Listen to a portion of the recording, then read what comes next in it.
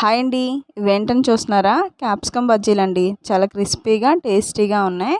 ముందుగా ఒక బౌల్ తీసుకొని ఒక కప్పు శనగపిండి, 2 టేబుల్ స్పూన్లు బియ్యపిండి, హాఫ్ టీ స్పూన్ కారం, గరం మసాలా పౌడర్, అలాగే సాల్ట్, ఒక చిటికెడు వంట సోడా కూడా వేసుకొని ఇలా కొంచెం కొంచెం వాటర్ వేసుకొని పిండి కలుపుకోవాలి. ఉండలు లేకుండా కలుపుకోవాలి. పిండి అనేది ఇలా జారుగా ఉండాలన్నమాట. ఇది పక్కన పెట్టుకోవాలి. ఇప్పుడు ఒక క్యాప్సికమ్ తీసుకొని ఇలా పొడవుగా కట్ చేసుకుంటున్నాను. దీంట్లో ఉన్న గింజల్ని నేను తీసేసుకుంటున్నాను. చూసారా, ఇలా కట్ చేసుకోవాలి. ఇప్పుడు స్టవ్ మీద ఒక కళాయి పెట్టుకొని డీప్ ఫ్రైకి సరిపడా ఆయిల్ వేసుకొని ఇలా క్యాప్సికమ్ని ఒక్కొక్కటి పిండిలో ముంచుకొని ఇలా బజ్జీల్లో వేసుకోవాలి. రెండు పక్కల బాగా వేగిన తర్వాత ఒక ప్లేట్లోకి తీసేసుకోవాలి.